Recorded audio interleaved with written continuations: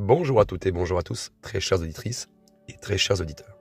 J'espère que vous allez bien et aujourd'hui, comme vous pouvez le voir, c'est un épisode très conséquent. On va parler de tout un tas de choses ultra intéressantes, ultra passionnantes. Il y a beaucoup de théories sur lesquelles on va parler. On va échanger sur pas mal de théories.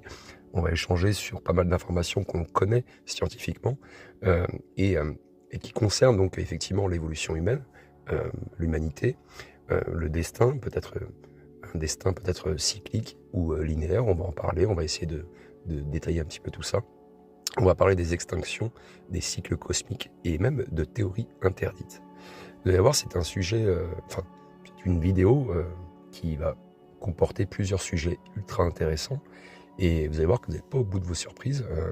Alors, c'est un podcast, hein, bien sûr, donc il faut se poser, ça prend quand même une bonne heure, mais je pense que c'est l'occasion pour moi d'échanger tout un tas d'informations que j'ai obtenues avec le temps et des choses que j'ai pu apprises. Alors, c'est pas forcément des vraies informations, ça peut être aussi des choses fausses, mais l'important c'est d'échanger et de partager différentes théories pour essayer d'évoluer ensemble dans une compréhension, on va dire, qui va nous amener à visualiser un petit peu pourquoi nous on est là actuellement et est-ce qu'on est voué peut-être à disparaître prochainement.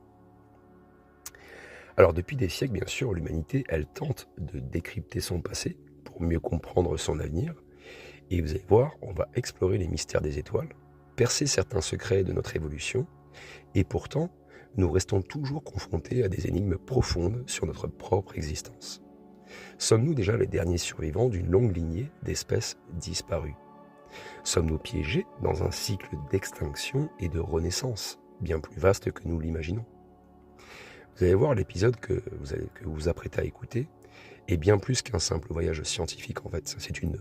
C'est une plongée dans les origines de l'humanité, une plongée dans les catastrophes qui ont failli nous effacer, et aussi des théories fascinantes et controversées bien sûr, qui pourraient remettre en question tout ce que nous croyons savoir sur notre passé et notre destinée. Alors, on vit dans un monde qui semble stable et maîtrisé, mais est-ce vraiment le cas? Notre civilisation pourrait être plus fragile qu'il n'y paraît. Ça, c'est une question. Avons-nous déjà frôlé l'extinction totale sans en avoir conscience? Existe-t-il des cycles cosmiques qui influencent notre survie sans que nous le sachions? Sommes-nous réellement les seuls héritiers de l'humanité? Ou d'autres lignées ont-elles existé ou ont été oubliées? Et vous allez voir, on va parcourir un paquet un paquet d'informations. Il y a à peu près 10 petits pavés que je vous ai écrits, très chères auditrices et très chers auditeurs, qui vont explorer les fondements de notre histoire, les preuves tangibles, les théories les plus fascinantes qui entourent notre existence et bien d'autres informations. Alors ce n'est pas que de la théorie, il y a aussi des faits, des vrais faits scientifiques. Mais bien sûr, on va explorer des théories un petit peu alternatives, un peu controversées, interdites, comme je peux le dire. Et bien sûr, on va aussi essayer de visualiser un petit peu ensemble ces fameux cycles cosmiques. Vous allez voir, je vous donne aussi des vraies informations. Alors, on est toujours dans l'introduction, bien sûr, c'est très long. Dans cette vidéo, je vais essayer de me débrouiller pour vous montrer un petit peu dans la barre de temps, en bas sur YouTube, j'essaierai de vous mettre les différents chapitres, les différentes parties de l'épisode. S'il y a une partie qui vous intéresse le plus, vous pourrez aller directement là-dessus. Voilà. Mais je ne sais pas si, peut-être que je ne maîtrise pas encore totalement, mais j'essaierai de le faire. Alors la première partie qu'on va parler dans cet épisode, on parlera des grandes extinctions humaines en fait, hein. Comment on a survécu finalement à ces grandes extinctions. On va commencer par un retour sur les événements cataclysmiques qui ont failli nous anéantir, donc des supervolcans aux météorites, en passant par les hivers nucléaires préhistoriques. Et notre survie d'ailleurs, elle a souvent tenu à un fil, hein. Je tiens à vous le rappeler, mais vous allez voir, je vais vous l'expliquer. Et aussi, il y a une autre question intéressante, c'est pourquoi l'Homo sapiens, il a survécu là où d'autres espèces humaines en fait ont disparu. Donc je vais vous expliquer un petit peu Kesako. Ensuite, la deuxième partie, le deuxième chapitre, c'est le rôle des glaciations et des cycles climatiques. On va plonger euh, dans l'histoire climatique de notre planète. Donc je vais vous donner des chiffres, des dates. Ça sera quand même bien expliqué, je pense, et ça nous permettra de comprendre comment les périodes glaciaires, en fait, elles ont façonné notre évolution, et est-ce qu'on est peut-être à la veille d'un nouvel âge glaciaire, et comment on pourrait y survivre, en fait. La troisième partie, elle va concerner le soleil, parce que j'en parle très souvent avec mes proches, avec mes proches potes, mes proches amis. Eh bien, on va explorer un petit peu ce que c'est un cycle solaire, les différents cycles solaires qu'il y a eu, les phénomènes cycliques qui pourraient influencer donc notre civilisation et même d'autres phénomènes qui pourraient exister ou qui pourraient survenir. On va parler aussi de 2025, donc c'est de l'année à laquelle nous sommes. Selon moi, elle marquera le pic du cycle solaire 25. On va essayer de décrire un petit peu dans cette partie-là comment le soleil, en fait, cette année, pourrait avoir une influence extrêmement dévastatrice sur notre civilisation. Et donc, on va y aller un petit peu avec des pincettes, mais vous allez voir que finalement, cette année est marquée par une très hausse activité solaire, et on est justement dans la plus haute activité solaire du soleil. Donc normalement c'est tous les 11 ans. De toute façon je vais vous l'expliquer dans l'épisode. Ensuite, la quatrième partie concernera qui sommes-nous vraiment, les origines mystérieuses de l'humanité. Donc dans cette section, on va essayer de revenir un petit peu dans l'histoire officielle finalement de notre espèce, et on va mettre un petit peu en lumière les zones d'ombre de notre évolution. Vous allez voir, il y a des choses un petit peu mystérieuses et un petit peu bizarres. D'ailleurs, même concernant l'apparition de la parole. Vous allez voir, on va détailler tout ça. Est-ce qu'on a vraiment une lignée évolutive continue, ou est-ce qu'il existe des chaînons qui sont manquants et qu'on ne comprend pas encore? Cinquième partie, les hommes préhistoriques, donc des êtres bien plus avancés qu'on le pense. On verra comment nos ancêtres ont su maîtriser le feu, créer des outils et développer des stratégies de survie qui nous paraissent aujourd'hui incroyables, mais vous allez voir que c'est pas si fou que ça. Alors pourquoi, d'ailleurs, avons-nous perdu certaines de ces connaissances, et est-ce qu'il est possible que des civilisations avancées aient existé bien avant qu'on le connaisse, avant que nous les connaissions, avant que nous connaissons? Dans la sixième partie, on parlera des nouveaux scénarios d'extinction, alors que nous avons survécu donc aux dangers du passé. Est-ce qu'on est réellement préparé aux prochaines catastrophes? Donc on va parler des supervolcans, je vous expliquerai un petit peu comment ça fonctionne, des astéroïdes, des tempêtes solaires, des pandémies, de l'effondrement de la biosphère, etc. Et donc on va essayer de se demander pourquoi, enfin du moins comment on peut éviter une nouvelle extinction de masse. Et vous allez même comprendre que nous sommes à la veille d'une 6e extinction de masse. Septième partie, on parlera des cycles cosmiques et de l'influence de l'univers de notre évolution. Donc notre planète et notre civilisation sont-elles vraiment soumises à des cycles universels bien plus grands qu'on le pense? Et si des forces cosmiques rythmaient l'émergence et la disparition des civilisations? Je vous expliquerai un petit peu la façon dont le Soleil se promène tout autour de la galaxie, le temps qu'il met pour faire un tour de galaxie, pareil pour la Terre, etc. Je vous donnerai des informations, même par exemple comme quoi que notre système solaire, par exemple, eh bien, donc il se déplace bien sûr dans la galaxie et il traverse des fois des zones denses et des fois des zones moins denses, et ce qui provoquerait bien sûr des fois des phénomènes cataclysmiques, des pluies de météorites, des tempêtes solaires, etc. Ensuite, dans la 8e partie, on parlera de pourquoi il manque des traces de notre évolution. On va aborder le mystère des fossiles qui sont manquants, d'accord? Et pourquoi on ne trouve pas autant de preuves intermédiaires en fait entre les singes et l'homme moderne. Vous allez voir, je vous avais dit, c'est très complet, tout ce qu'on va aborder aujourd'hui. Et donc, est-il possible que certaines branches évolutives aient été effacées par le temps, ou même cachées par l'histoire? 9e partie, on parlera de l'espèce cachée ou disparue. Donc, pourrait-elle encore exister? On va voir. On va discuter des théories selon lesquelles l'humanité, en fait, ne serait pas seule à être apparue sur Terre. Et est-ce que potentiellement on aurait perdu des traces d'une autre humanité qui aurait vécu avant nous ou en parallèle de nous?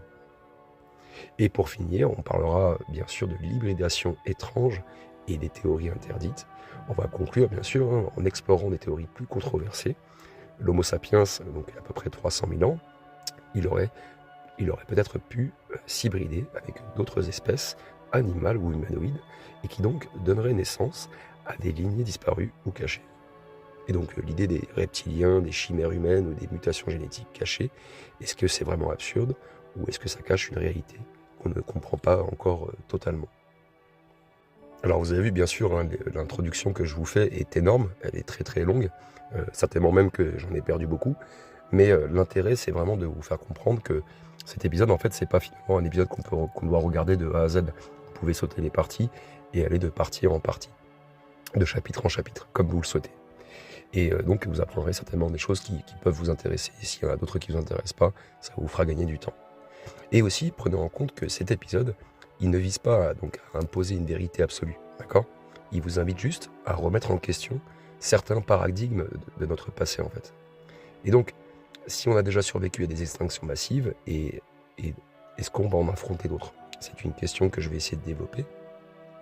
L'histoire humaine, elle est incomplète, et donc elle nous offre encore des choses à découvrir, et potentiellement parlant, on a encore beaucoup de choses à découvrir. Et est-ce que l'univers lui-même, en fait, est-il, on va dire, est-ce qu'il suit des cycles ? Et est-ce que l'humanité, en fait, elle pourrait être un simple acteur, en fait, dans une danse cosmique plus vaste ? Et en plus, on va essayer de déconstruire certaines idées reçues et analyser donc des preuves scientifiques existantes, parce que ce n'est pas simplement de la théorie. Je vais vous apporter des vraies informations aussi, et on va essayer d'envisager même des hypothèses qui pourraient peut-être bouleverser notre vision du passé, en fait. Voilà. L'introduction était très très longue, je l'admets, mais c'était important pour que vous puissiez avoir une bonne continuité de l'épisode. Voilà. J'espère qu'en tout cas vous passerez un bon moment et bonne écoute à tous. Parlons déjà des grandes extinctions humaines, quand la Terre a failli nous effacer. Il faut savoir que l'humanité, c'est quand même le fruit d'une longue évolution qui est marquée par des périodes de survie extrêmes. Et contrairement à ce que l'on pourrait croire, notre espèce, l'Homo sapiens, n'a pas toujours été la seule à peupler la Terre. Nous avons coexisté avec d'autres lignées humaines, comme l'Homo néandertal et le Dénisovien, avant qu'ils ne disparaissent mystérieusement. Mais qu'est-ce qui a causé cette extinction, en fait ? La Terre, en fait, elle a connu à peu près 5 grandes extinctions massives, dont on a des preuves. Il y en a peut-être eu d'autres, bien sûr, dont certaines auraient pu avoir un impact majeur sur nos ancêtres. Mais il existe aussi des catastrophes plus récentes qui sont survenues pendant l'histoire humaine, qui a bien failli nous anéantir également. Alors tout d'abord, vous avez l'éruption de Toba, il y a environ 74 000 ans, un super volcan qui est situé sur l'île de Sumatra, en Indonésie, et il est entré en éruption avec une puissance cataclysmique.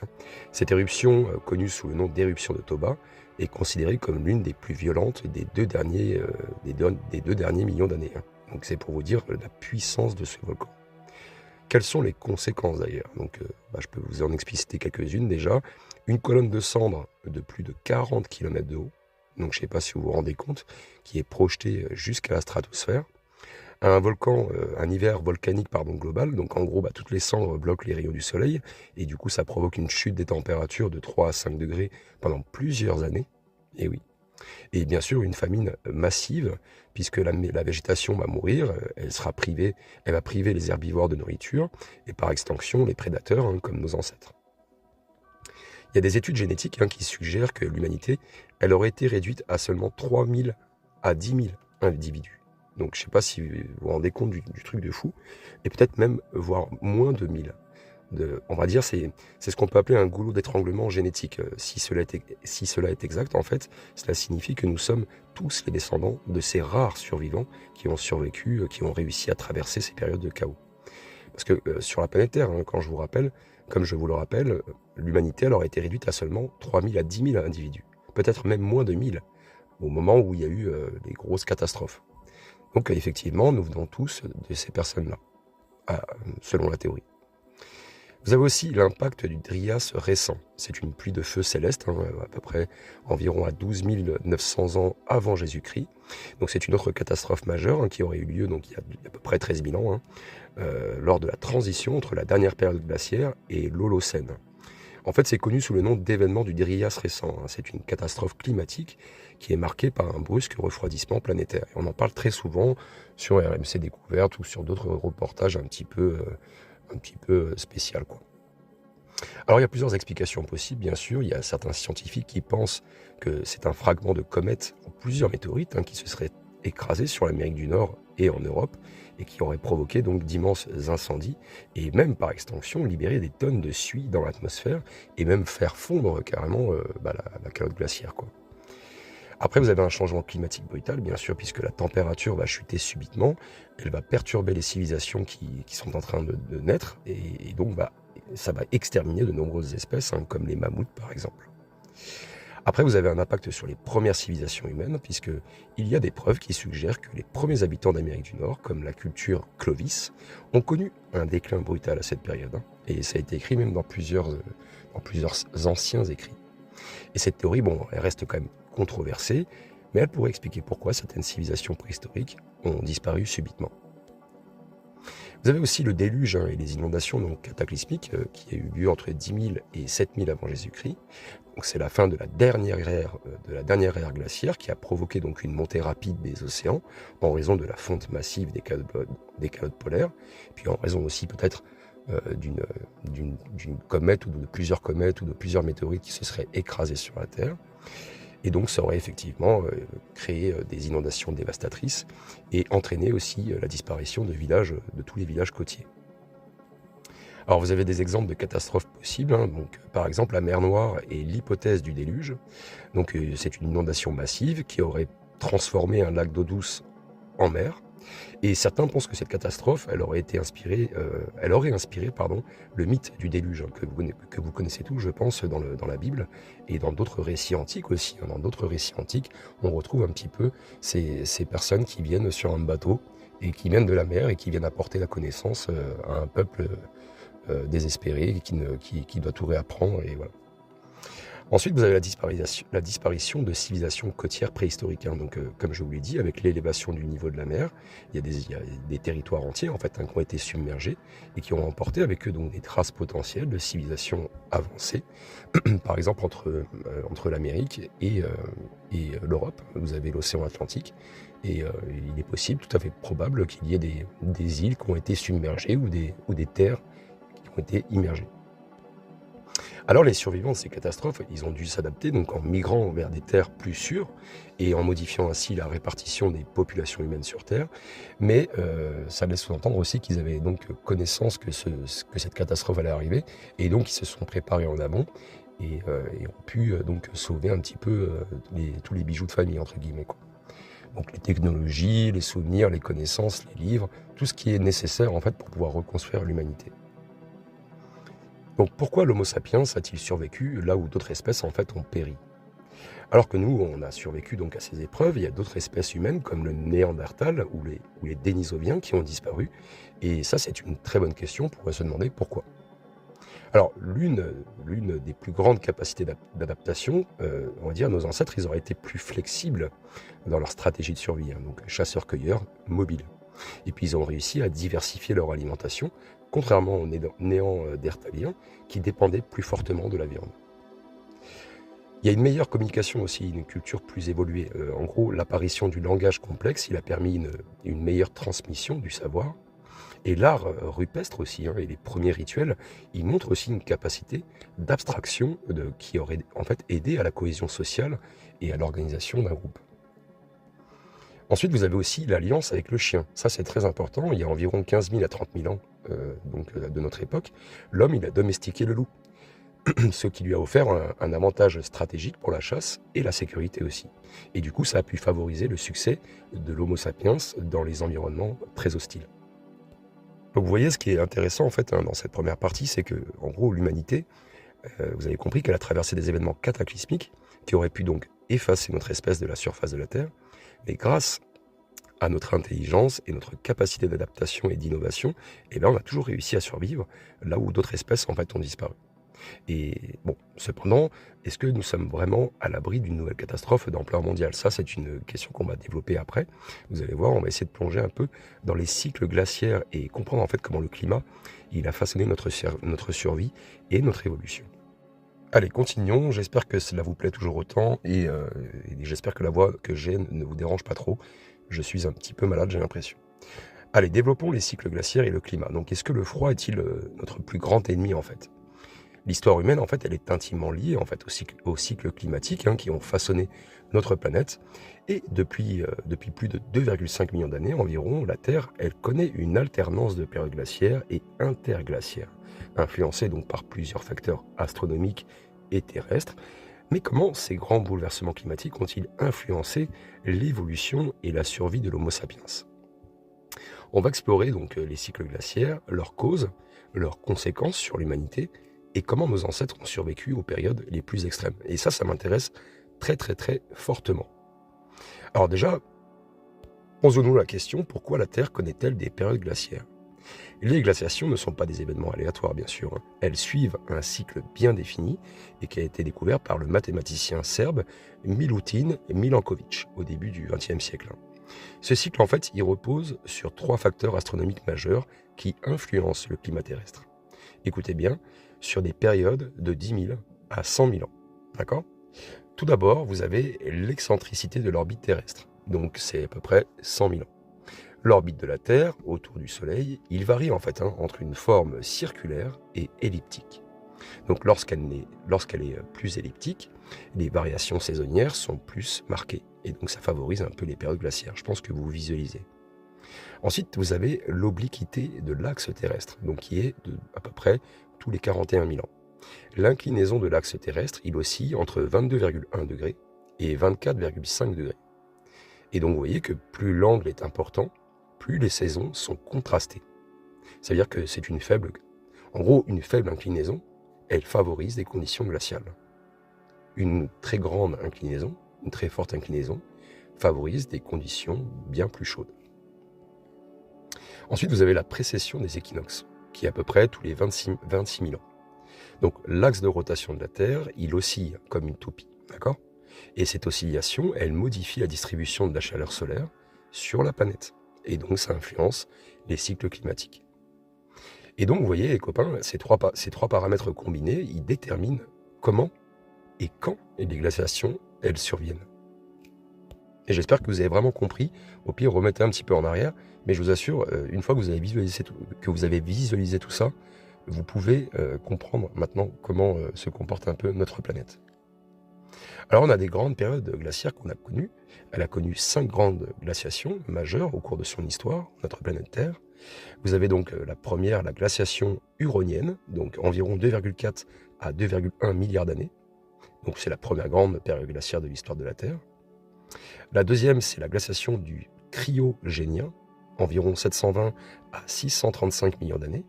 Donc la Terre, elle devient en fait une boule de neige avec des océans entièrement gelés.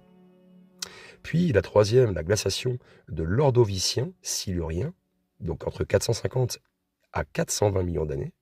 Donc c'est probable cause de l'extinction massive des organismes marins. La quatrième, la glaciation du Permien, donc entre 300 et 250 millions d'années, qui a conduit à l'extinction du Permien-Trias. Donc c'est vraiment la plus destructrice de l'histoire, celle-ci. Et après, vous avez la cinquième, le Pliocène, le Pléistocène, je vais y arriver les copains, donc de 2,5 millions d'années à aujourd'hui. Donc l'ère glaciaire actuelle, caractérisée par des cycles glaciaires et interglaciaires. Donc vous voyez, on est encore dans cette période-là. Donc aujourd'hui, en gros, on vit dans une période interglaciaire qui dure environ depuis à peu près 11 000 ans.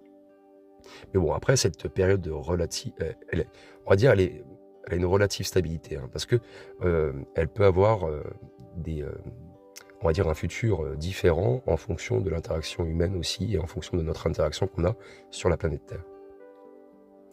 Alors maintenant, parlons un petit peu de l'impact des glaciations sur l'évolution humaine. Les grandes glaciations du Pléistocène, c'est très compliqué comme mot, ont eu un impact en fait indéterminant sur l'évolution humaine. Vous avez compris que c'était l'une des périodes les plus dévastatrices. Vous avez donc eu des migrations et l'expansion en fait de l'Homo sapiens, puisque lorsque les caps glaciaires recouvraient une grande partie de l'Europe et de l'Asie, eh bien nos ancêtres ils ont été contraints de se déplacer vers des régions plus tempérées, donc l'Afrique, Moyen-Orient, l'Asie du Sud. Après, vous avez aussi le détroit du Bering qui était gelé à l'époque, donc ça a créé un pont terrestre en fait qui a permis aux premiers humains de coloniser l'Amérique il y a environ 15 000 ans. Même si vous avez des émissions en ce moment qui vous parlent, même sur Netflix, qui vous parlent qu'il y aurait probablement eu avant 15 000 ans déjà des hommes sur le continent américain. Mais bon, ça c'est encore une autre théorie. Après, vous avez l'adaptation physiologique et culturelle, pour continuer un peu dans mon exposé. Les néandertaliens, en fait, ils ont été confrontés au climat froid d'Europe, hein, donc ils ont dû développer des corps beaucoup plus trapus et beaucoup plus robustes, hein, pour conserver la chaleur. Ils étaient vraiment très costauds. Et les Homo sapiens, eux, ils ont développé des vêtements et des abris avancés. Et ça leur a permis donc de s'adapter à différents climats. Donc leur corpulence, leur corps n'était pas formé pareil.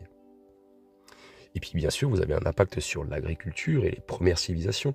La fin de la dernière glaciation, comme je vous l'ai dit, donc il y a moins 10 000, à peu près moins 10 000 ans avant Jésus-Christ, ça a permis le développement de l'agriculture au Moyen-Orient et en Asie. Et puis bien sûr, ce qu'il faut prendre en compte, c'est que des températures plus clémentes, elles ont forcément favorisé l'essor des premières civilisations, comme celle de la Mésopotamie, de la vallée de l'Indus et de l'Égypte. Mais je pense que pour les fans, vous connaissez tous de toute façon. Alors là, maintenant, c'est une partie sur laquelle on va essayer d'expliquer un peu plus précisément. Est-ce qu'on est à la veille d'une nouvelle période glaciaire? C'est un peu ce que je sous-entendais un petit peu au début. On est dans une phase interglaciaire, et donc peut-être que avec le dernier cycle solaire qu'on a là, on est au 25e cycle solaire, donc c'est une activité solaire très intense, et après normalement il devrait régresser en puissance et en intensité. Alors, les scientifiques, ils s'interrogent quand même sur l'avenir climatique de la Terre, et il y a plusieurs choses sur lesquelles il faut se poser des questions. Déjà, les modèles climatiques, ils suggèrent que nous devrions entrer dans une nouvelle glaciation dans à peu près 50 000 ans, selon les cycles naturels de Milankovitch. Deuxième point, le réchauffement climatique actuel, il perturbe ces cycles, donc il augmente la concentration de CO2, et donc ça pourrait retarder ou même modifier le prochain âge glaciaire. Troisième point, vous avez certains climatologues qui estiment qu'un refroidissement rapide et temporaire pourrait survenir si des phénomènes comme le ralentissement du Gulf Stream, et ça c'est très important d'en parler, parce que le Gulf Stream affecte la distribution de la chaleur sur la planète, hein, bien sûr. Donc nous sommes peut-être dans un équilibre fragile où l'intervention humaine, en fait, elle modifie un cycle climatique millénaire. Comprenez? Peut-être que prochainement, je vous ferai un épisode sur le Gulf Stream, parce que c'est vraiment, selon moi, un élément hyper important de notre planète. Allez, concluons un petit peu sur cette petite partie. En gros, les glaciations, elles ont joué donc un rôle clé dans l'histoire humaine. Elles ont influencé nos migrations, nos adaptations physiologiques et puis même l'émergence des civilisations. Donc si nous avons appris à nous adapter à ces cycles, est-ce qu'on est réellement à l'abri d'un nouvel ère glaciaire? Ça, on va se le demander. On va essayer de s'intéresser un petit peu au cycle solaire et comprendre comment notre propre étoile, elle influence directement notre climat et notre avenir. Vous allez voir, c'est hyper intéressant. Alors bien sûr, notre étoile, en fait, elle dicte notre climat, hein, et notre avenir, en fait. Le Soleil, c'est la source ultime d'énergie de notre planète. Elle influence à la fois le climat, l'atmosphère et même les écosystèmes terrestres. Pourtant, notre étoile n'est pas stable, en fait. Elle suit des cycles d'activité qui peuvent avoir des répercussions majeures, hein, sur notre environnement et sur nous-mêmes. Et on va essayer de comprendre un petit peu dans cette partie-là comment fonctionnent ces cycles solaires, pourquoi nous sommes actuellement dans le cycle solaire 25, et si une tempête solaire extrême en 2025 pourrait représenter une menace pour nos technologies et notre civilisation, comment allons-nous essayer de contrecarrer ce genre de problématique? Alors avant de parler de tout ça, on va essayer de décrire un petit peu ce qu'est un cycle solaire. Le Soleil, en fait, il ne produit pas toujours la même quantité d'énergie. Il suit donc un cycle régulier d'environ 11 ans, qu'on appelle en fait un cycle solaire. Ce cycle, il est marqué donc par des fluctuations de l'activité magnétique du Soleil, et donc du coup, ça influence le nombre de taches solaires. Donc ce sont les zones sombres plus froides, hein, sur la surface solaire. Ça aussi influence l'intensité des éruptions solaires, donc les explosions libérant des particules énergétiques. Et ça influence aussi les éjections de masse coronale, donc ce sont des immenses nuages de plasma, hein, qui peuvent perturber la planète entière.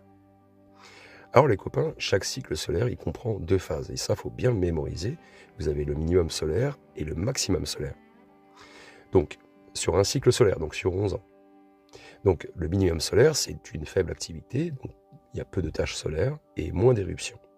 Le maximum solaire, c'est une très forte activité, il y a beaucoup de taches solaires et beaucoup de tempêtes solaires plus fréquentes.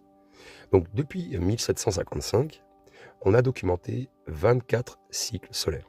Et donc, nous sommes actuellement dans le cycle 25, qui a débuté en fait en décembre 2019, oui, et devrait donc atteindre son pic en 2025. Et là, vous comprenez là où je veux en venir. Quels sont les effets en fait de ces cycles solaires sur la Terre? Déjà, les cycles solaires, ils influencent notre planète de plusieurs manières. Déjà, l'impact sur le climat terrestre. Contrairement à ce que l'on pourrait croire, en fait, les cycles solaires ne sont pas directement responsables du réchauffement climatique. Ça, tout ce que vous entendez à la télé, il faut le prendre avec des pincettes, parce que franchement, ça raconte beaucoup de conneries. Je suis désolé du mot, mais voilà. Cependant, il y a quand même une information importante qu'il faut prendre en compte, c'est qu'une faible activité solaire peut provoquer aussi un refroidissement temporaire, comme lors par exemple du minimum de Möder, entre 1645 et 1715, l'Europe en fait elle a connu un petit âge glaciaire, si on peut, je pense que sur l'INA vous pouvez retrouver ça. Ensuite, vous avez l'impact sur les satellites et les réseaux électriques. Et vu qu'on dépend de ce genre de choses, de ce genre de technologie, eh bien, le jour où il y a une éruption solaire incroyable, ça irradie tout, hein. Et donc, je vous le garantis, on retourne à l'âge de pierre.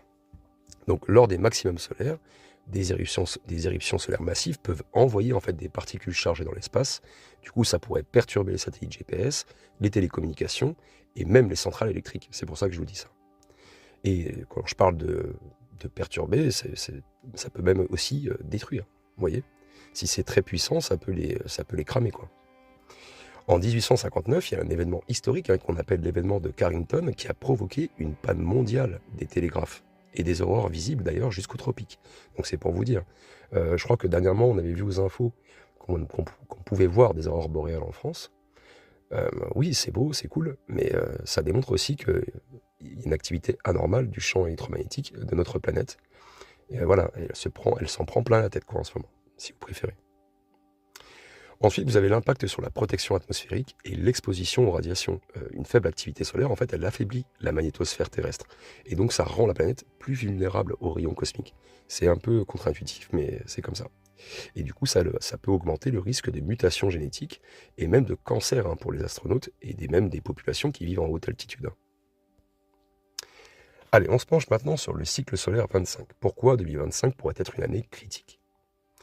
Les scientifiques y prévoient que le maximum solaire du cycle 25 atteindra son apogée en 2025, donc c'est cette année. Donc ça signifie concrètement une hausse des éruptions solaires, une augmentation des aurores boréales, un risque accru de panne GPS et de coupure d'électricité, et même un impact potentiel sur les communications et les satellites. Il y a certains astrophysiciens qui estiment que le cycle 25 pourrait être plus intense que prévu, puisqu'il il aurait déjà dû à notre interaction par rapport à notre planète. On a, depuis l'ère industrielle, augmenté notre interaction, notre capacité à polluer et à émettre du CO2. Et donc, du coup, ça augmente le risque de grandes tempêtes solaires aussi, capables de perturber nos infrastructures modernes. Et je vous en passe. Voilà, il ne faut pas non plus trop rentrer dans le dramatisme, mais voilà. Alors, quatrième point aussi important, c'est les tempêtes solaires qui peuvent détruire notre civilisation. Et c'est une question qu'on m'a posée même dans les commentaires. Une éjection de masse coronale, en fait, de grande ampleur, bien sûr, elle pourrait provoquer un blackout électrique mondial et donc perturber les réseaux de télécommunications pendant plusieurs semaines, voire des mois, voire des années. Alors bien sûr, les scénarios catastrophes, les satellites GPS, ils cesseraient de fonctionner. Les transformateurs de centrales électriques, ils vont griller. Donc du coup, coupure d'électricité sur plusieurs continents. Plus d'internet, plus d'hôpital, plus de transport. Bref, chaos global, quoi. C'est le bordel total. En 2012, il y a une tempête solaire massive qui a frôlé la Terre. Et d'ailleurs, si elle nous avait touchés, les dommages auraient été comparables à ceux d'une impulsion électromagnétique, qu'on peut appeler EMP. En gros, ça aurait grillé tout ce qu'il y avait sur Terre. Mais par chance, c'est passé à côté. À croire qu'on est peut-être protégé quelque part. Donc les cycles solaires, en fait, ils régissent en partie notre climat et nos infrastructures modernes. Et si l'humanité a survécu à d'innombrables catastrophes naturelles, sommes-nous prêts à affronter une tempête solaire majeure qui pourrait paralyser nos réseaux électriques et technologiques ? C'est une question qu'on va se poser. On va continuer à développer. Et j'espère que voilà, c'est pas trop déprimant, mais bon, il faut quand même se poser ce genre de questions, quoi. Allez, continuons. Sur cette partie de l'épisode, nous allons parler de l'origine de l'humanité et même des théories alternatives. C'est un peu le point sensible de l'épisode. L'être humain moderne, l'Homo sapiens, c'est aujourd'hui donc la seule espèce humaine encore en vie. C'est la théorie actuelle. Pourtant, il a cohabité avec d'autres lignées humaines, telles que les Néandertals, les Dénisoviens et d'autres hominidés aujourd'hui disparus. Mais pourquoi avons-nous émergé et pourquoi avons-nous survécu là où d'autres ont péri ?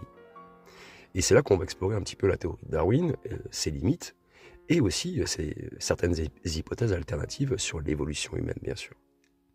Alors pourquoi est-elle dominante, la théorie de Darwin? La théorie de l'évolution, elle est développée donc par Charles Darwin, qui repose sur 3 principes fondamentaux. Et ça, je le dis aussi pour les potes à moi qui des fois doutent un peu là-dessus. Tout d'abord, la sélection naturelle. Les individus qui ont des caractéristiques avantageuses, elles survivent et donc elles transmettent leurs gènes. Deuxième point, c'est la variation génétique.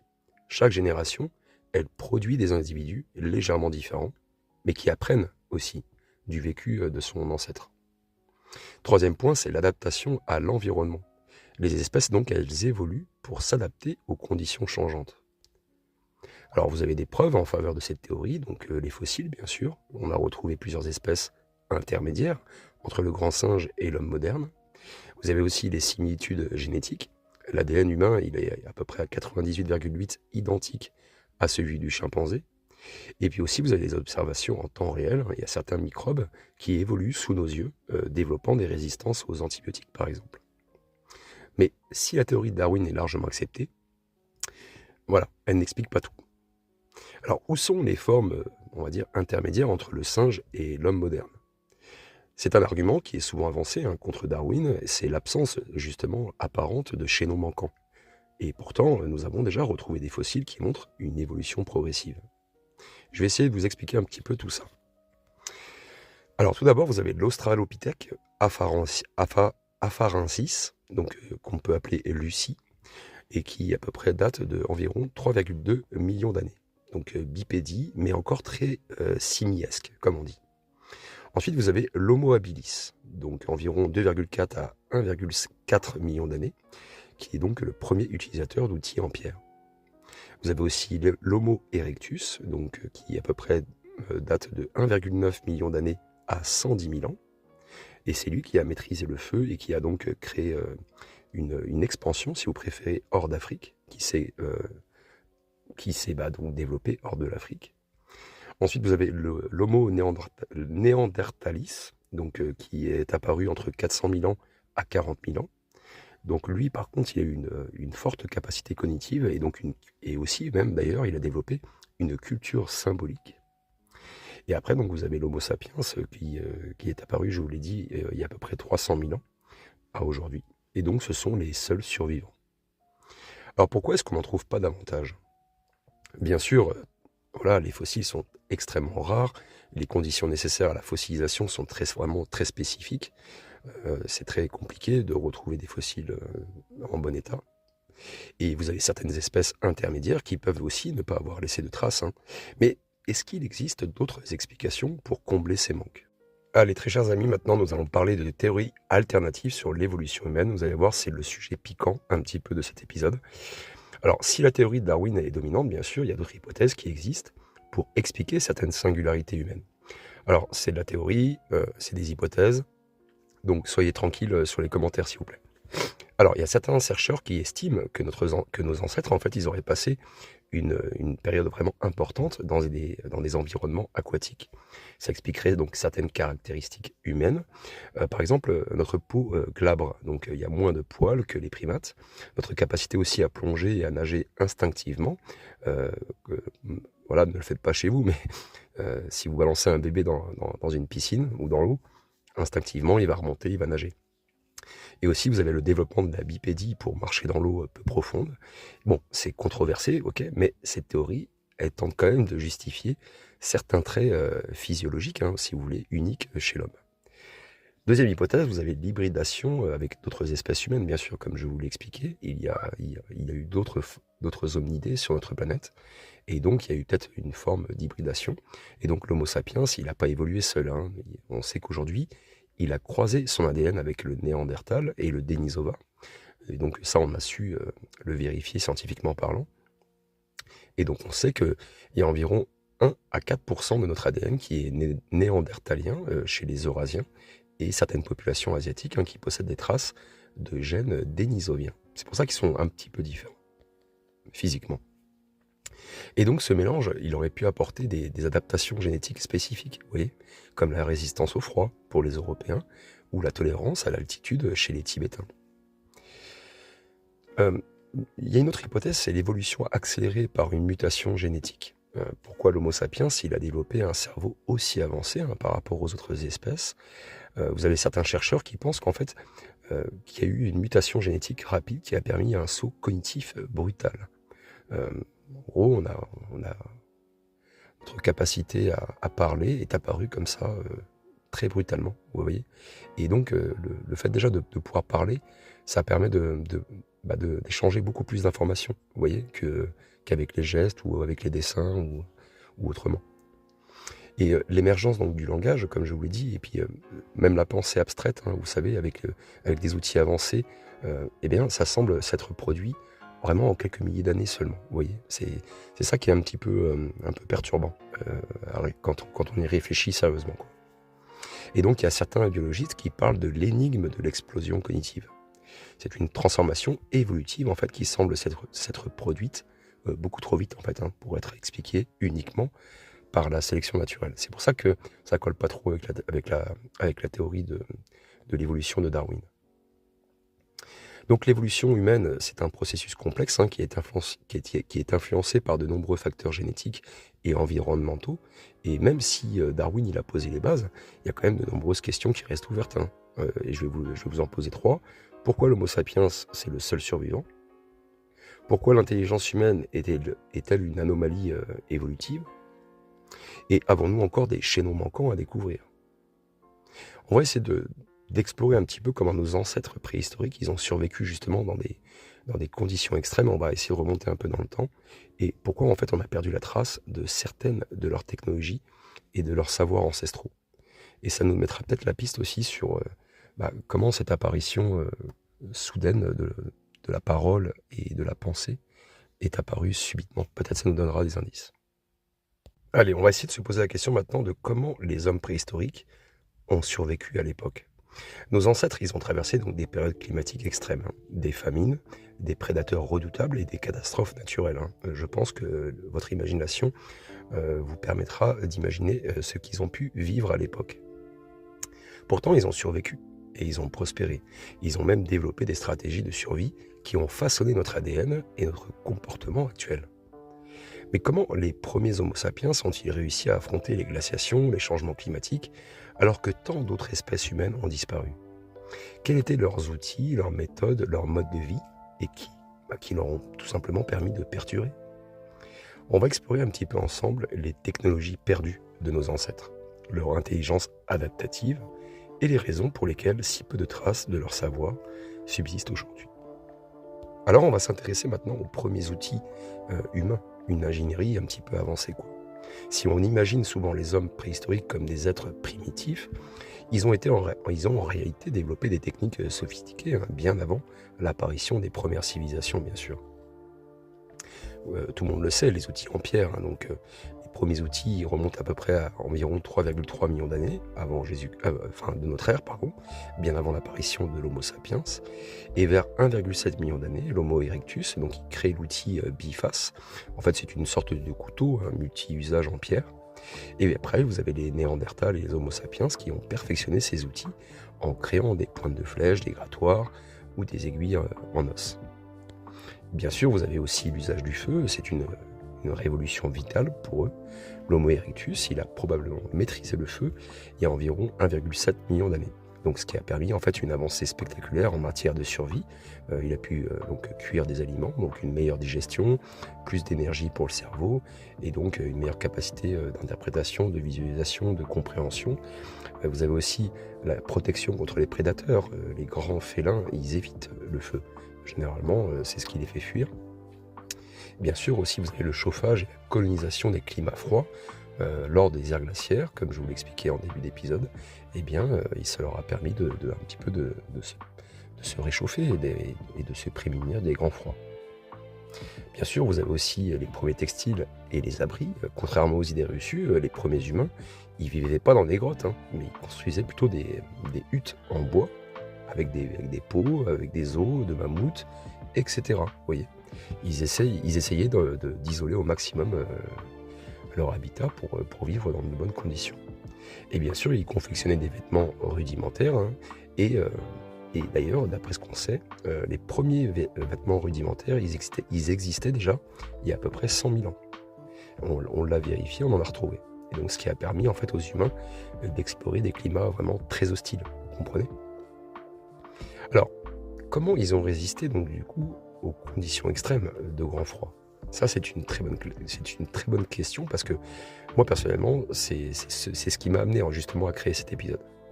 Les périodes glaciaires, en fait, elles ont imposé des défis vraiment inédits aux premiers humains.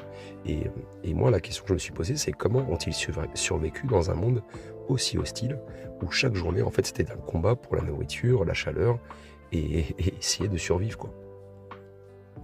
Oui, moi, j'ai essayé en gros, de compartimenter tout ça. Euh, Selon moi, vous avez aussi donc, déjà l'adaptation physique et génétique.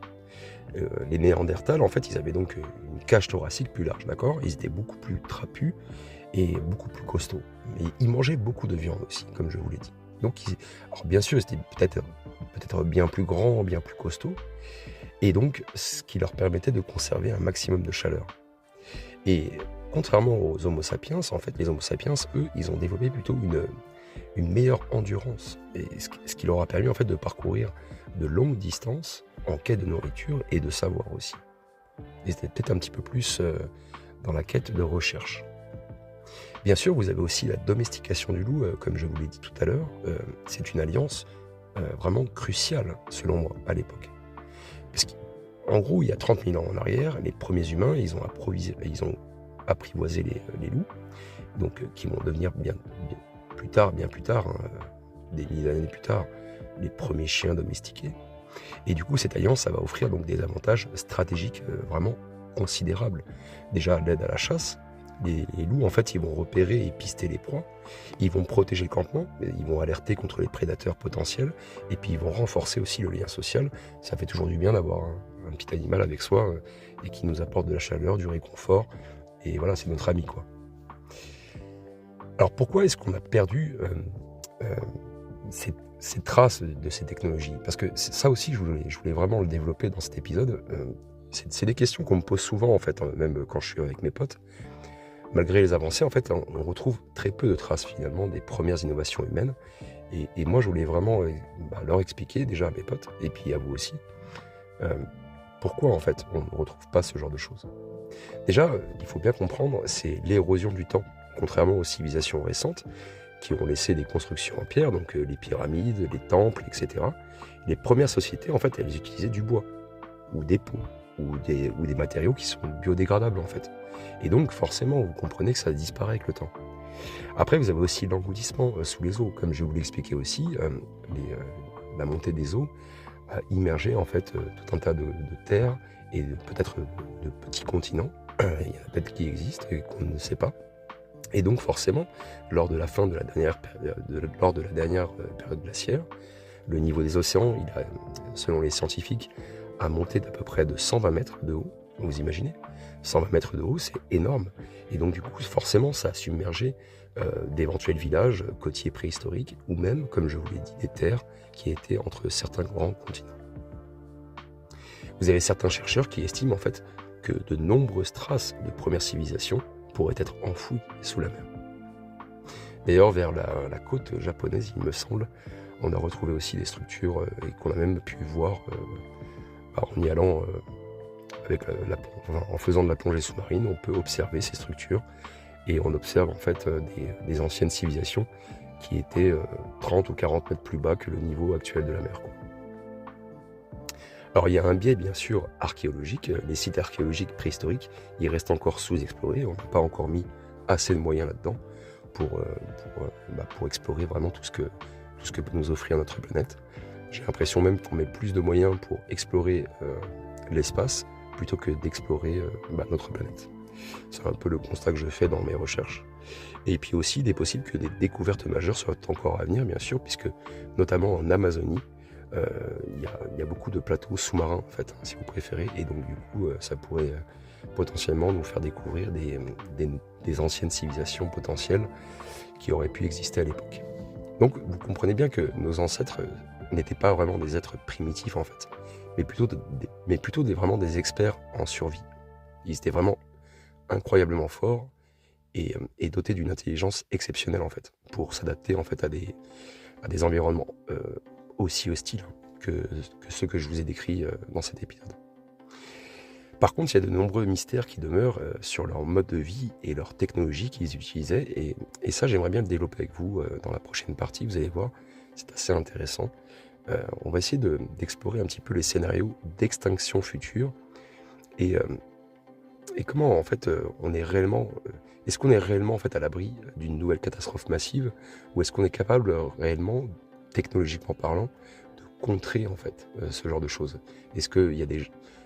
Vous le savez tous, il y a des gens qui sont payés pour penser à ce que vous pensez. Et donc, ce genre de personnes sont capables on va dire, d'avancer des hypothèses qui permettront de contrer certains problèmes qu'il pourrait y avoir potentiellement parlant dans le futur. Et donc, bien sûr, les gouvernements et même l'armée, comme je vous l'ai dit, et je le répète très, très souvent, elle a généralement 30 ou 40 ans d'avance sur nous en termes de technologie. Et donc, voilà, je pense qu'il y a des gens qui ont des cerveaux énormément construits, avec une capacité de réflexion énorme. Et je suppose effectivement que des grandes entreprises privées ou même des gouvernements très puissants savent déjà en fait qu'il y a des risques potentiels, et donc qui tentent en fait de créer des technologies capables de contrer un petit peu ce genre de problématique. Voilà. Allez, on va essayer de continuer la suite. Alors donc maintenant on va essayer d'explorer un petit peu différents scénarios potentiels d'extinction. Donc là on est vraiment entre la science et la spéculation. Donc je vais essayer de rentrer un petit peu dans le détail. L'humanité elle a survécu à d'innombrables catastrophes depuis son apparition, mais est-ce qu'on est vraiment à l'abri d'un nouvel événement d'extinction? L'histoire de la Terre elle montre que des catastrophes d'ampleur planétaire se produisent régulièrement, et aujourd'hui on est vraiment capable d'anticiper certaines menaces. Mais il y a quand même plusieurs scénarios d'extinction qui restent quand même possibles, et ça va donc des désastres naturels aux conséquences de nos propres actions. Alors, comme peut-être potentielle menace, nous avons effectivement les supervolcans, et selon moi c'est vraiment sous-estimé. On sait aujourd'hui que les éruptions volcaniques majeures ont déjà affecté la survie humaine, comme l'éruption de Toba il y a à peu près 74 000 ans. Mais qu'en est-il des supervolcans qui sont encore actifs? Alors un supervolcan, c'est un volcan dont l'éruption peut projeter plus de 1000 km3 de cendres et de gaz dans l'atmosphère. Du coup, ça provoquerait un hiver volcanique global. C'est pour ça qu'on appelle ça un supervolcan. Alors bien sûr, les supervolcans qui sont encore actifs aujourd'hui, vous avez le Yellowstone, en Amérique. Donc juste une éruption majeure pourrait recouvrir l'Amérique du Nord sous des cendres très épaisses. Ensuite, vous avez Toba, donc en Indonésie, qui est toujours actif et qui représente bien sûr un risque majeur pour l'Asie. Et vous avez aussi Campi Flegrei en Italie, qui est situé près de Naples. Et en plus, lui, il est en activité et pourrait même déclencher une catastrophe en Europe.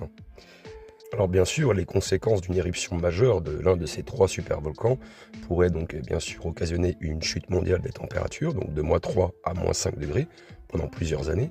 Ça occasionnerait aussi une famine globale qui est due à l'effondrement des cultures agricoles, et vous aurez aussi un effondrement économique et géopolitique qui est causé bien sûr par le chaos climatique. Alors après aussi nous avons l'impact d'un astéroïde, donc ça c'est le scénario catastrophe de la NASA. L'impact d'un astéroïde de grande taille, et c'est bien sûr l'un des scénarios les plus redoutés parce qu'il s'est déjà produit dans le temps, et il a entraîné l'extinction des dinosaures il y a à peu près 66 millions d'années. Donc vous avez Apophis, qui a un diamètre de 370 mètres et qui passera à 32 000 km de la Terre en 2029. Vous avez aussi Bennu, qui a un diamètre de 490 mètres et qui a une probabilité infime de nous frapper entre 2175 et 2199. Alors quels sont les effets d'un impact majeur? Donc environ à peu près 1 km de diamètre. Déjà, ça occasionnerait une explosion équivalente à plusieurs milliards de bombes atomiques, donc je vous laisse imaginer, des méga tsunamis dévastateurs sur les côtes, et puis bien sûr un hiver d'impact où les poussières bloquent le soleil pendant plusieurs années. Est-ce qu'on peut réellement éviter justement un impact potentiel? Alors la NASA et l'ESA, ils développent des missions de déviation d'astéroïdes, donc il y a la mission DART, je ne sais pas si vous connaissez, qui a réussi à modifier la trajectoire d'un astéroïde en 2022, donc ça fait pas longtemps. Mais en fait, actuellement, on ne détecte qu'une fraction des objets dangereux. Et du coup, ça laisse quand même une marge d'incertitude très inquiétante.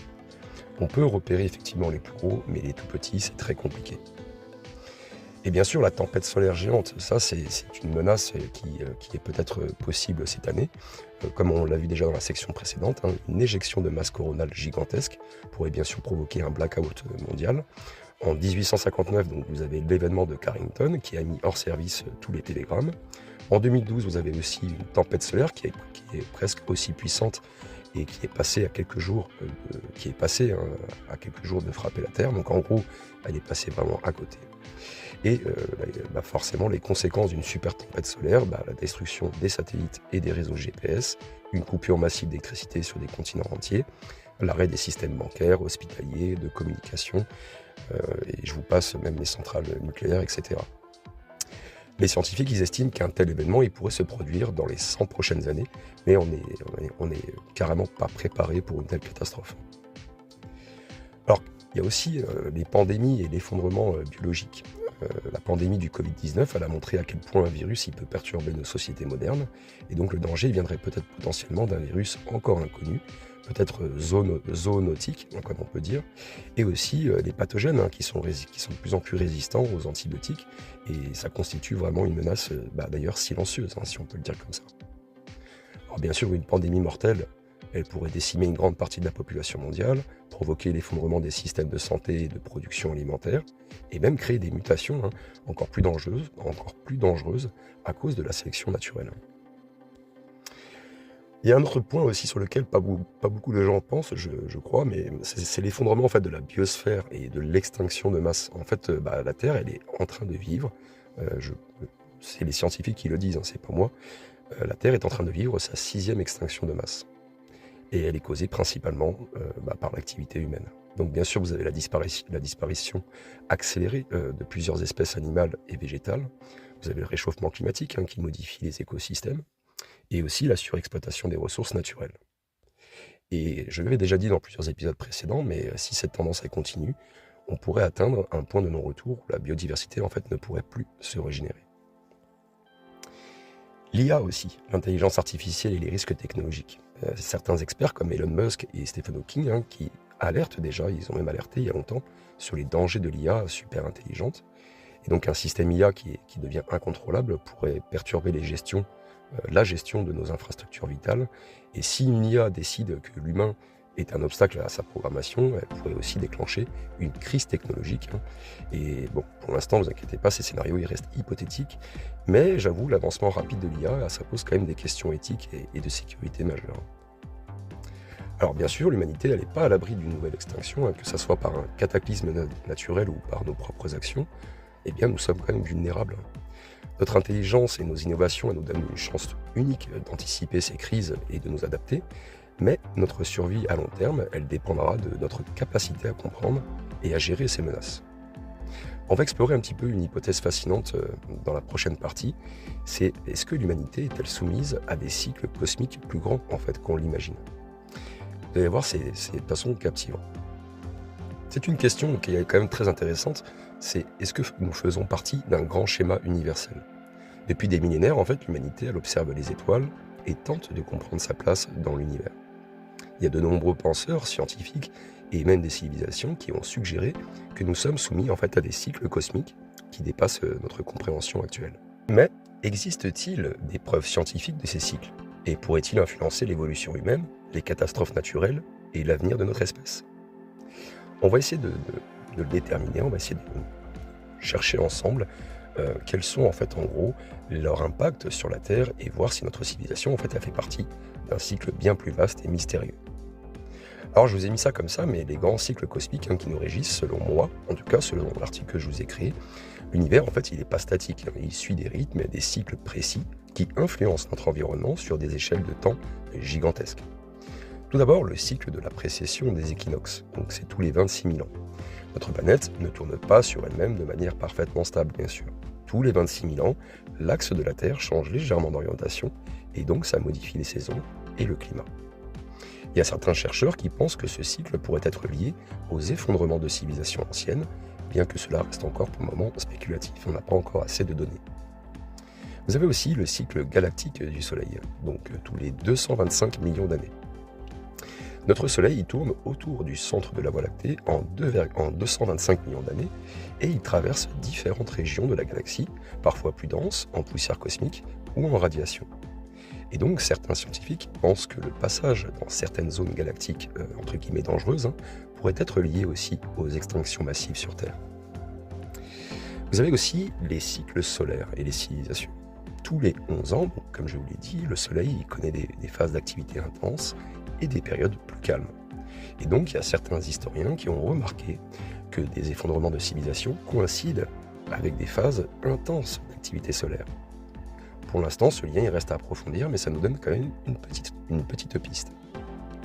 Ces cycles ils nous montrent que la Terre et l'humanité en fait ne sont pas isolés. On est vraiment influencé par des phénomènes cosmiques que nous commençons tout juste à comprendre. Alors, dans cette deuxième partie, je vais vous parler des civilisations et le cycle de l'oubli. En fait, c'est comme un schéma répétitif. L'histoire humaine, en fait, elle semble suivre des cycles d'ascension et de chute. Alors, j'aime beaucoup, par exemple, parler de ça, les Sémuriens, les Égyptiens, les Mayas, un peu moins les Grecs, je connais un peu moins les Grecs, un peu moins l'Empire romain, mais toutes ces civilisations, elles ont atteint des sommets avant de s'effondrer. Donc, est-ce qu'on est simplement en train de répéter un cycle? Alors, vous avez une théorie qu'on peut appeler l'âge sombre cyclique. Il y a certains historiens qui suggèrent que toutes les civilisations, elles suivent des cycles de 1000 à 1500 ans avant de s'effondrer. Et donc, la montée et la chute des civilisations pourraient être influencées en fait par des facteurs naturels et cosmiques. Alors, sommes-nous aujourd'hui à la fin d'un cycle? C'est une bonne question. Et si l'humanité, par exemple, ne disparaissait jamais totalement, mais plutôt elle renaît après chaque effondrement?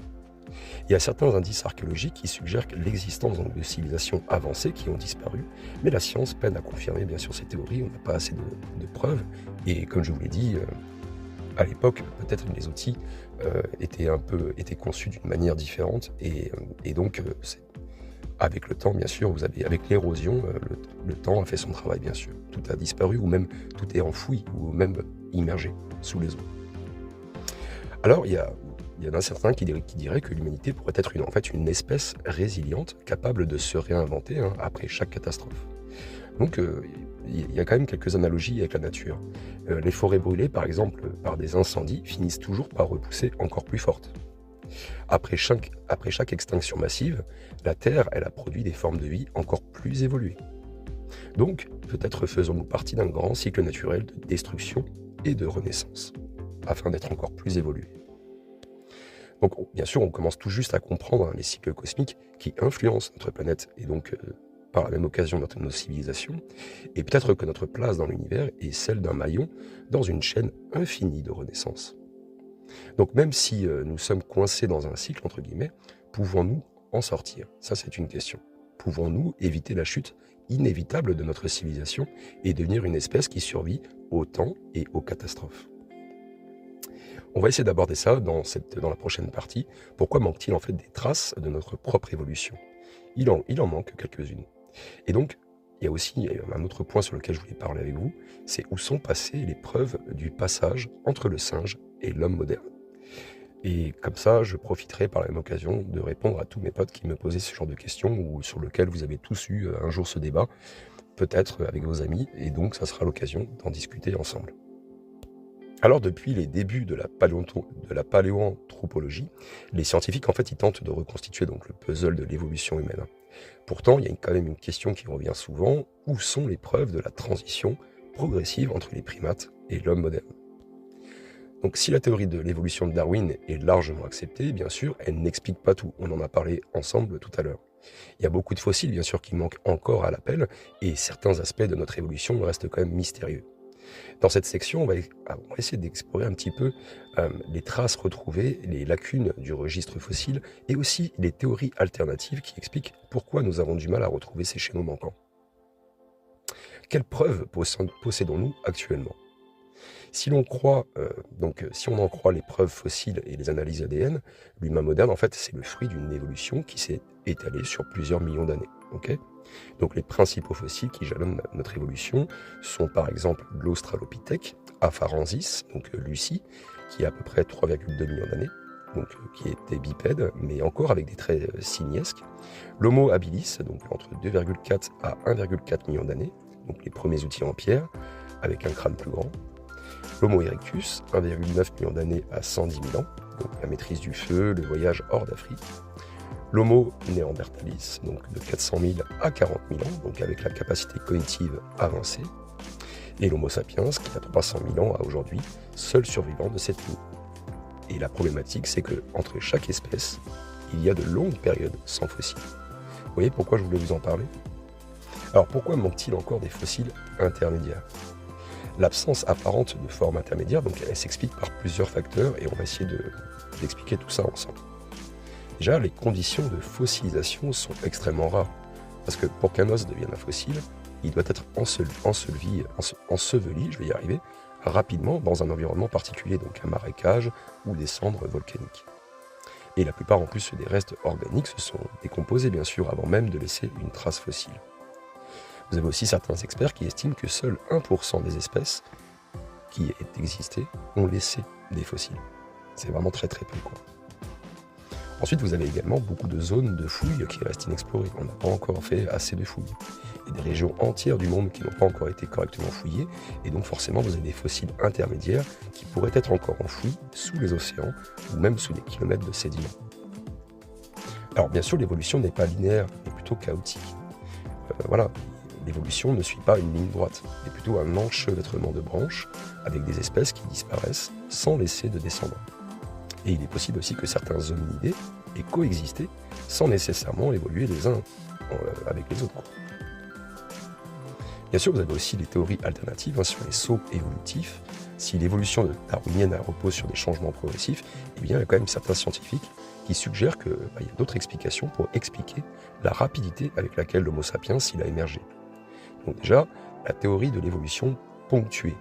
Donc ça, c'est développé par Stephen Jay Gould, qui en fait affirme que l'évolution n'est pas continue, mais qu'elle fait plutôt des grands sauts après de longues périodes de stagnation.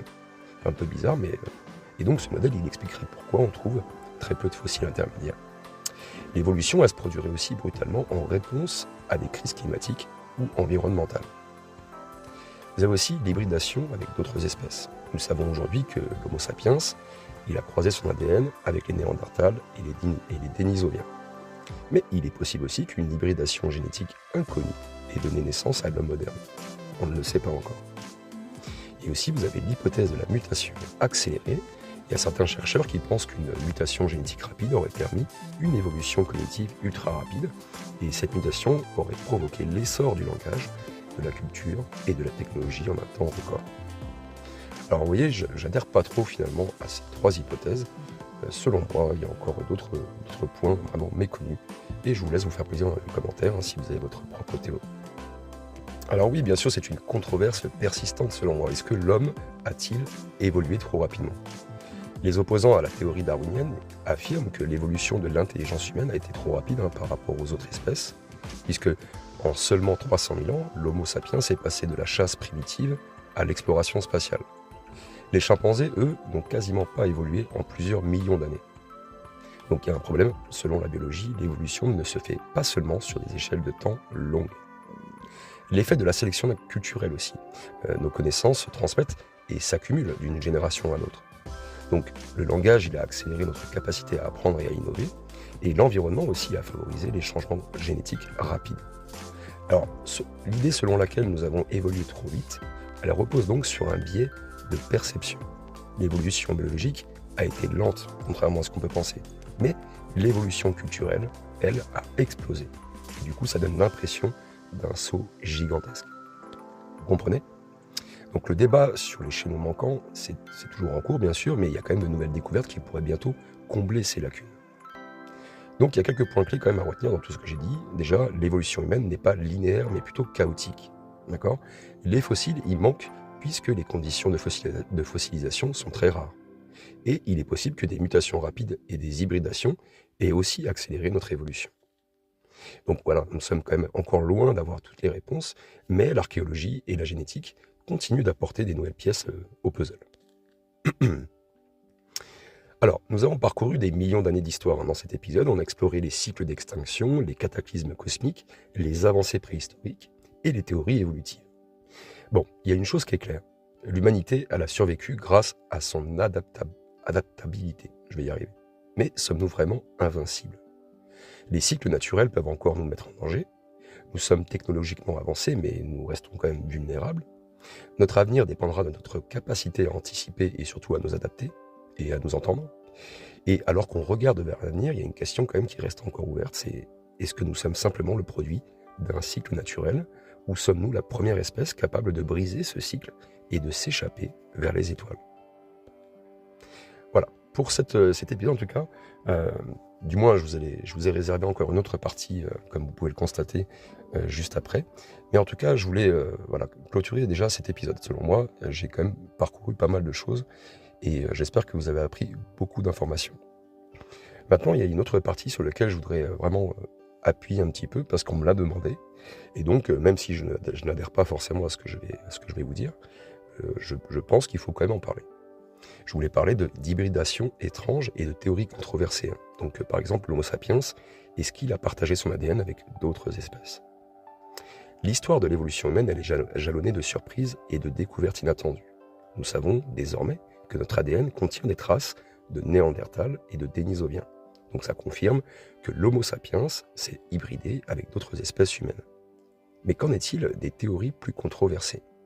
Il y a certaines hypothèses qui suggèrent que l'humanité aurait pu s'hybrider avec d'autres formes de vie et qui auraient donc donné naissance à des espèces inconnues ou disparues.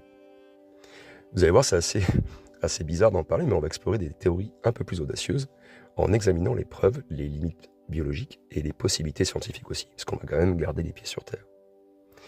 Alors vous allez voir l'hypothèse des reptiliens, une hybridation avec les dinosaures par exemple.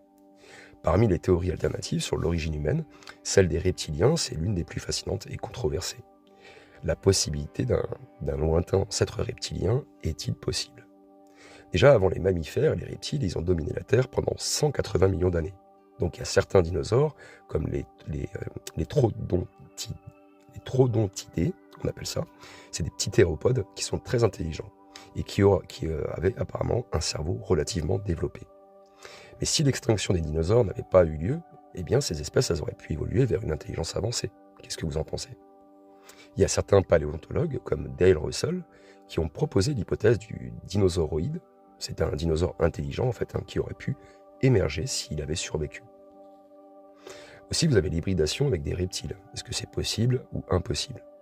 Alors, biologiquement, bien sûr, un croisement entre un mammifère et un reptile est impossible, car leurs lignées, en fait, sont beaucoup trop éloignées, ça n'a rien à voir. Cependant, il y a quand même certaines mutations génétiques, très rares, hein, qui pourraient théoriquement produire des individus qui aient par exemple des traits reptiliens. Alors je vais vous en énumérer quelques-unes. Vous avez l'ichthyose congénitale, donc c'est une maladie génétique rare qui entraîne en fait une peau écailleuse.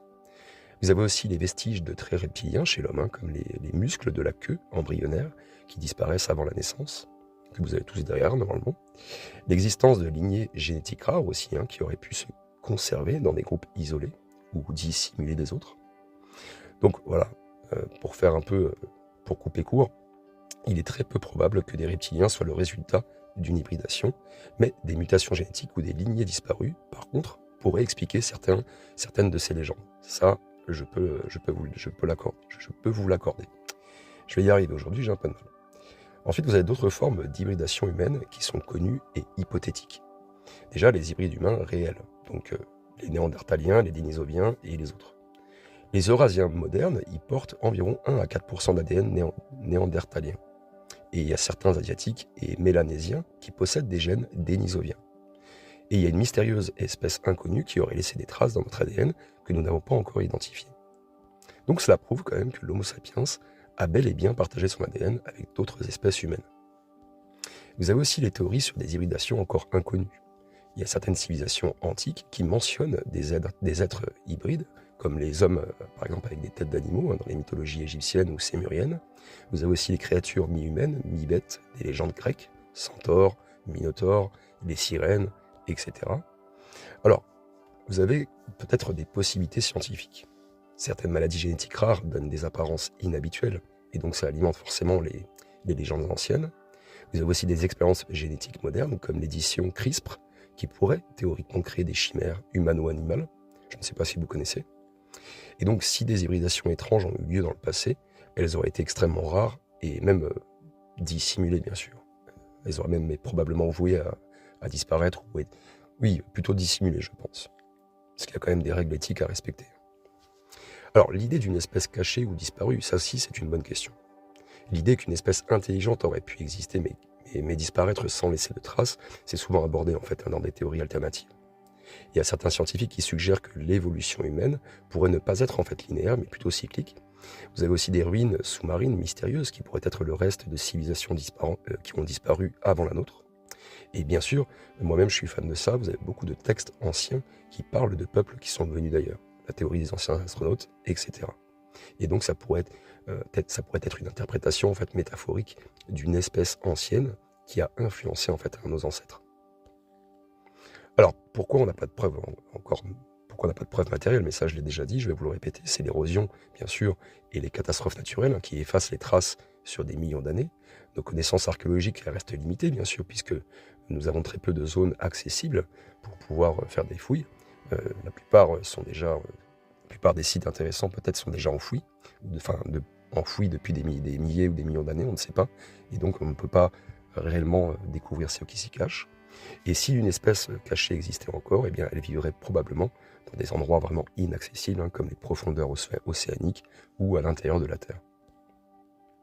Bon, en l'état actuel des connaissances, bien sûr, il n'existe aucune preuve tangible d'une civilisation cachée, mais la science, elle continue d'explorer ces questions. Et moi-même, j'adore cette façon de se questionner sur la possibilité qu'il y ait peut-être une ancienne civilisation hyper avancée qui aurait permis donc justement aux hommes qui ont subi donc la dernière ère glaciaire par exemple de pouvoir se reconstruire, réapprendre. Voilà, quand on parle dans les anciens écrits de ces personnes qui viennent de la mer avec un bateau et qui apportent la connaissance, je trouve ça quand même assez incroyable. Et j'ai tendance à y croire, cette théorie. Allez, concluons vraiment sur cet épisode très très long. Nous avons exploré les cycles d'extinction, l'évolution humaine, les scénarios apocalyptiques, les théories alternatives, et l'histoire de l'humanité n'est pas encore totalement comprise, bien sûr.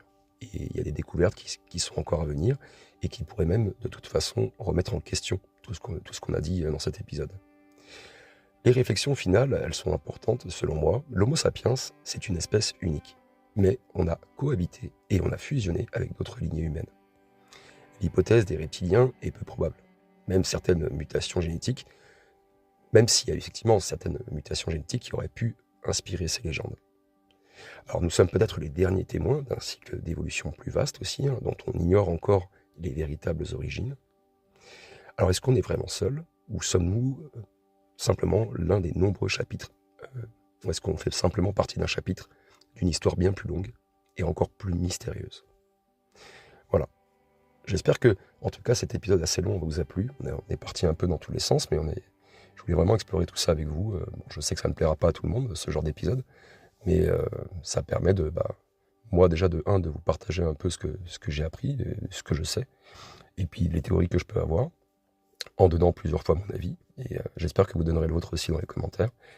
Et bien sûr, je ne dis pas forcément la vérité, ce sont mes propres idées, et j'espère que cet épisode vous a plu en tout cas, et qui a pu quand même vous permettre d'apprendre quelques petits trucs en plus, quoi. Voilà. Prenez tous soin de vous en tout cas, et à très bientôt. Ciao, ciao.